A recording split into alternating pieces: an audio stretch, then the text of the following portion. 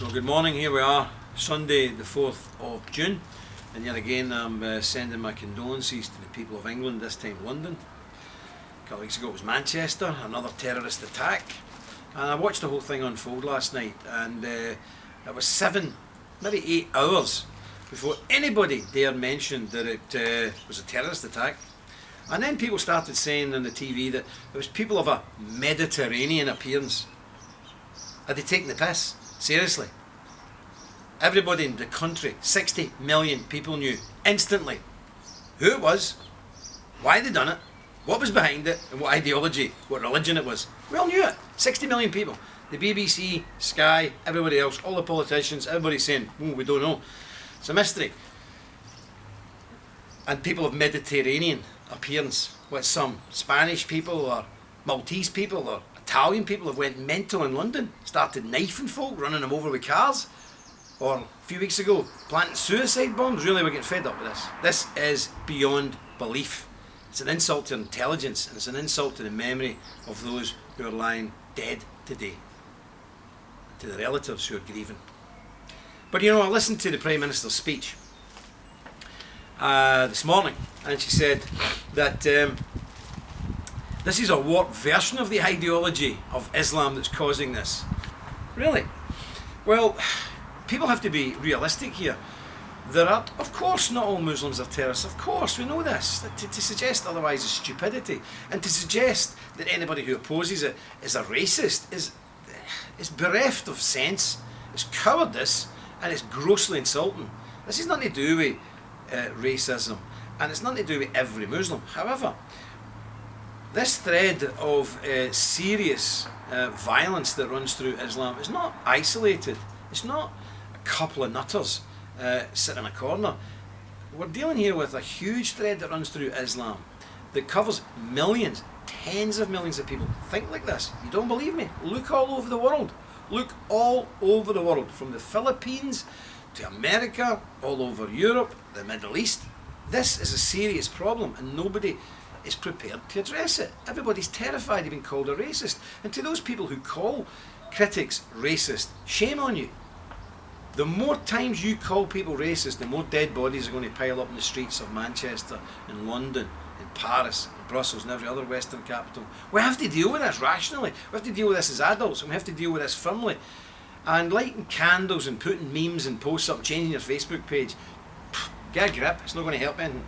And Theresa May also said a very strange thing. She said, we need to convince these people that our culture is superior.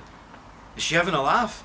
As she walked down our high streets of any town in Britain on a Friday and Saturday night, there's young girls and boys pissing and shitting on our streets.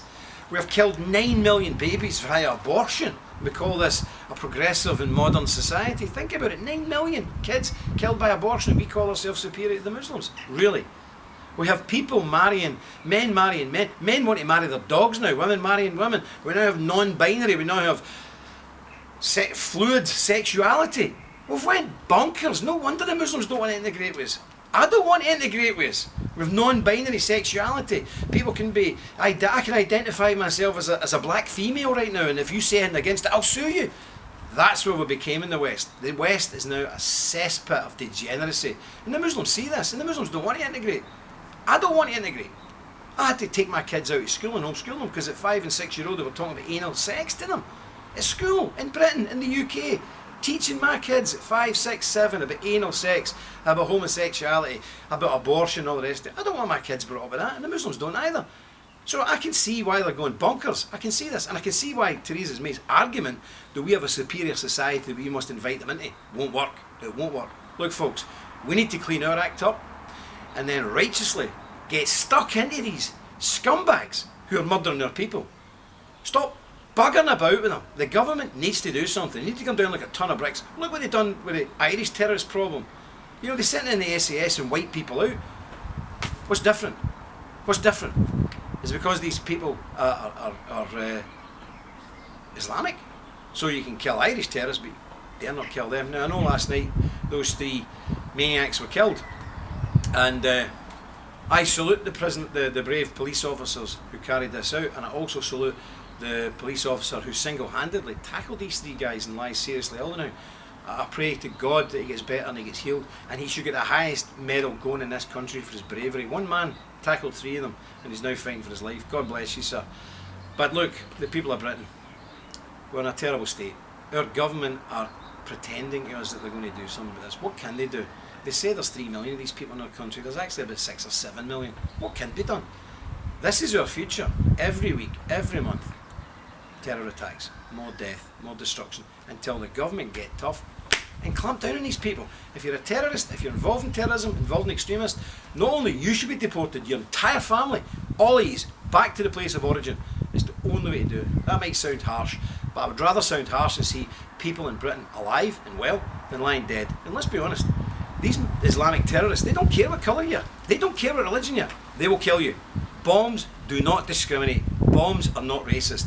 My message is not racist. I want to see people having long and happy lives, not blown to pieces or stabbed to death in British streets. God bless you.